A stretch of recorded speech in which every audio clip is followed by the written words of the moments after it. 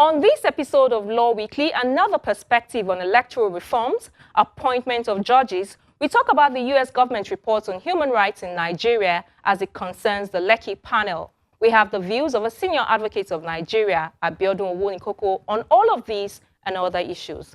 Plus a look at the judiciary worker strike and news just in that the Lagos Judicial Panel will resume its sitting on Tuesday, April 13. Hello and welcome to the program. I'm Shola Shieli. Let's begin straight away with our interview segment. My guest, Abiodun Jelili Owonikoko, studied law at the then University of Ife, now Obafemi Awolowo University. He has practiced law for over 30 years. He was conferred with the rank of Senior Advocate of Nigeria in 2010. In this interview, I began with his views on electoral reforms, especially the propriety of shifting the burden to the Independent National Electoral Commission, INEC, to prove the legitimacy of contested election outcomes. It's a welcome development to hear a jurist of Justice Vivor's caliber coming up at his valedictory sitting with a suggestion that is actually very radical like that. It's not altogether new. I remember when the Justice Waste panel that was set up to propose reforms for the election, this is one of the things they proposed, that the burden of proof should be shifted. But I believe that it was in the context of election proper, not just all disputes.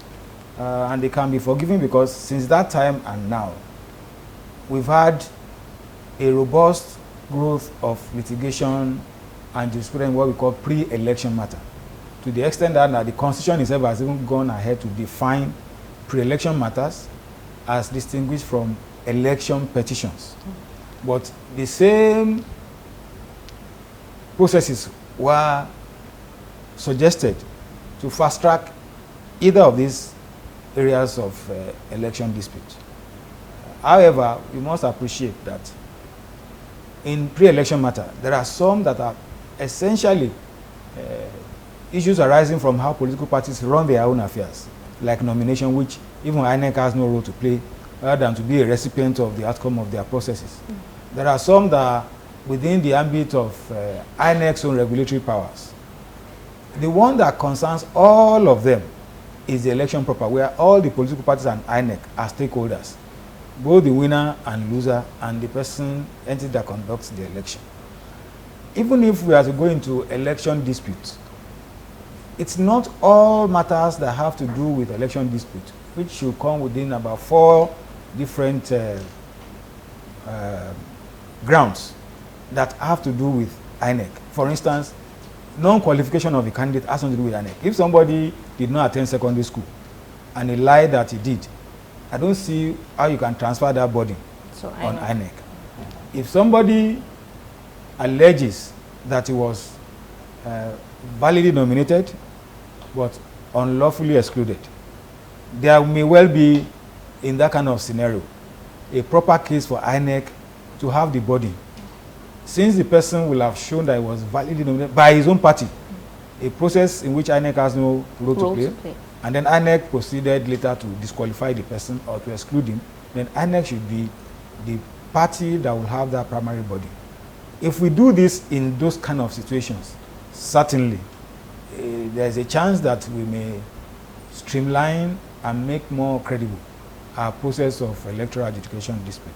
But when it comes to election proper, I believe that there are so much of latitude to protect the INEC officials in the conduct of election that seems to embolden some of them to ride roughshod, believing that at the end of the day, you go and prove.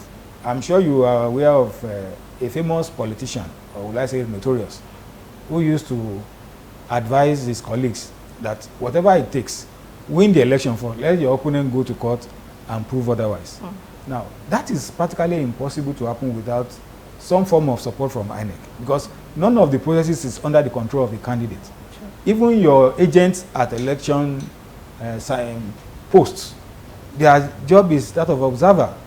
They don't have a pivotal role to play. So in those situations, especially where, for instance, you start seeing 2 candidates producing 2 different sets of results, both of them certified by INEC, like we saw play out in Imo, which eventually led to somebody that came forth emerging the governor at the end of the day. So we need to pick and choose in what area is it appropriate for INEC to be saddled with the primary burden of proof, and in what other areas should litigants who make a case in court be made to live through the normal principle of he who asserts. What do you suggest? We need to pick out those parts of the electioneering process that are primarily the responsibility of INEC. And then saddle INEC with the responsibility. Because INEC will normally not be the party that will go to court. So the first principle that he who asserts must prove may not necessarily apply in those cases, even though INEC is a defendant. Once there are two results, the two parties should not have anything to do yet until INEC leads evidence first. And it's not new in our jurisprudence. It is totality of who has the burden of proof that will lead to determination of the case, that determines who starts a case first, not necessarily who the person that went to court. So I think we have to pick and choose based on the facts and the issues that parties are likely to join before we decide on transferring the primary burden of proof on INEC in certain cases, but not in all cases.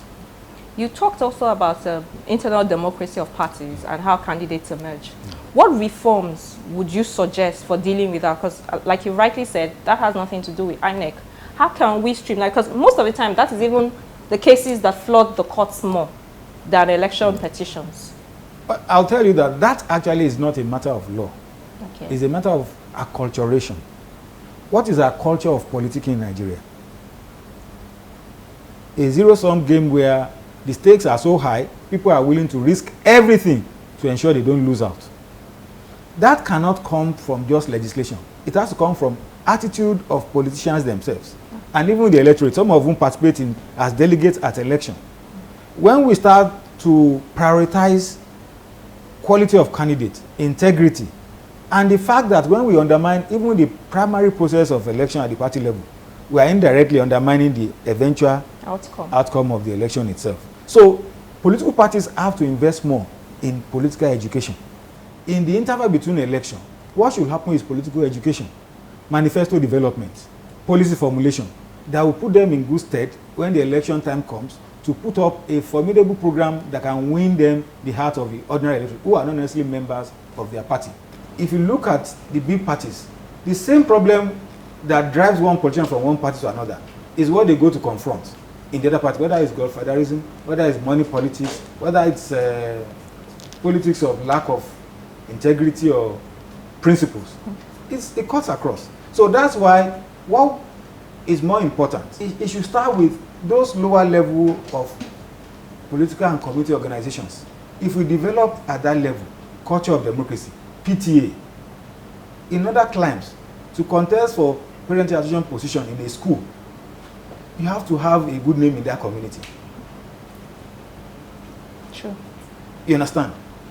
So when you have started that, where you cannot just come and impose it because you are the richest man in the community, you now become parent association chairman, when your personal lifestyle does not commend you to be a role model.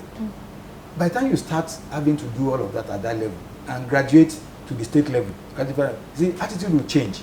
Some people will just always self-disqualify themselves, knowing that the stakes are too high in terms of integrity for them to show interest. And they will then know that merely throwing money at electorate will not do. Apart from these suggestions that you've given us, generally, a lot of people think that the courts are now the ones that are determining and picking the candidates, because there's an election petition or there are issues with election and you go to court, and you talked about the man who is governor now, who came forth. And a lot of people say that might not necessarily reflect the wishes of the people. I mean, there was somebody who came first, who came second, and the man who is fourth is now governor. And so people wonder, are we ever going to see a time when it's not the courts that is determining who becomes governor or holds political office? I think I need to correct an impression. The court can never determine who wins an election unless somebody approaches the court to set up a case that is controverted, thereby leaving it to the court to decide which of the pendulum the victory should swing. Where you have a disciplined political class, even in the US, there are matters that political class don't allow to go to court for 20-25 years because they would rather find a grand compromise among themselves than have the court make a final pronouncement that will seal their fate. American presidents, for example, don't test the limit of their power too much, except perhaps for Trump. There are things they just leave to be moot, so that they can use executive orders and things like that to dance around issues that are not too clear, gray areas. But in Nigeria, because of the zero-sum game of politics that we play, somebody who has gone to raise about 5 billion naira to contest senatorial election, an office that even for the 4 years is not likely to earn maybe 1 billion naira as legitimate income. There's no way he will throw in the towel when he doesn't believe actually that the process has been free and fair. So when that happens, what we have seen is that it creates a lot of pressure on the court system. And that's why I, as a person, if I had my way, we should be striving towards having less and less of election petitions. There have been instances across the world where even when political parties have difference about election, they have grand understanding to say, let this person do his 4 years. And next time when election comes, the other party will just practically allow that other party to bring up his own candidate. And that way they start developing a level of trust amongst each other and mutual respect. At the end of the day, when you look at what we invest in election disputes, these are the resources available to even address the needs of the society. It's a dysfunctional system. Let's move on to another topical issue, the issue of appointment of judges and the caliber of people who become judges. It's become very topical lately, especially against the background of comments made by the NBA president, when he attended the screening of some judges. What are your thoughts about that debate? To be honest, I think the system in the last few decades, since the civilian came back to power, has been politicized because the Constitution allows it. You can't become a judge without the governor of a state constitutionally, legitimately playing a role. And the politicians have misread that role to mean that they are to influence appointments to reflect their own interest. So politics has crept in. So politics has crept in. Even when the rigorous process of appointments, which is there in the NJC rules, are so that only the best will emerge among the successful candidates.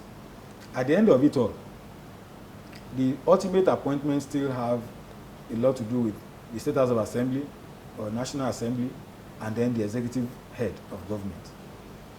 You remember there was time we had about almost for 12 months nominees to Supreme Court. They had submitted their nomination to the presidency and nothing happened. Yes. In normal times, some of them probably in the 1 year period they are waiting, we have had to go to Supreme Court and spend 6 months and retire. Some of them might have been recommended. I am happy that it didn't happen in this case. Some might have been recommended for appointment, and because of seeming slowness in the presidency, by the time they are due to be officially sworn in, they are already past retirement age. And the reason some of them are sent there is because they have cognitive experience that they can bring to bear and share with their colleagues. Appellate courts are not one-man courts. They are courts, of divided, of diverse panel. So they all rub on each other. Somebody is coming from a background of maritime practice. He became a high court judge. He was at the federal high court. By the time he gets court of appeal, he alone will not decide a maritime case. Somebody who has been all his life landlord judge, who was from a state, will be part of it. So he brings his own specialized knowledge to assist and enrich the judgment that they come up with. So I think that we should not misunderstand powers given to us as being conferred for personal aggrandizement. Because there's nothing wrong, for instance, in giving a governor a final say in appointment, in the belief that he's going to exercise that power in accordance with his oath of office to fear or favor no manner of men, regardless of your color, tribe, religion. I also want to get your thoughts about this recent report of the U.S. Department of State's 2020 country report on human rights practices, especially the comments as it relates to the Lekki shootings. Have you formed any thoughts about it, or what are your thoughts about it? I'm involved in the proceedings at the panel. Which is why I'm interested in hearing. Although it's not a court, it's also entitled to all the respect. Being a body that is charged with receiving evidence and forming an opinion that might be acted upon. From the side that I represent. Your counsel to Lagos State Government. Yes. That report, based on what's available to us, did not come as a surprise. You see, we've been on this now for about 5-6 months. We are still waiting for that smoking gun that would lead us to probably change our view about whether something untoward was done by Lagos State Government or even by the federal government. When people loosely use words like massacre, they can be forgiven if they are not lawyers, if they are not learned. But when you look at the international definition of things like that, genocide, you must meet the threshold when the time comes to prove the case. And when you start having independent bodies turning in their own report, suggesting otherwise, then I think people should be open-minded about what eventually may be the outcome of the sitting.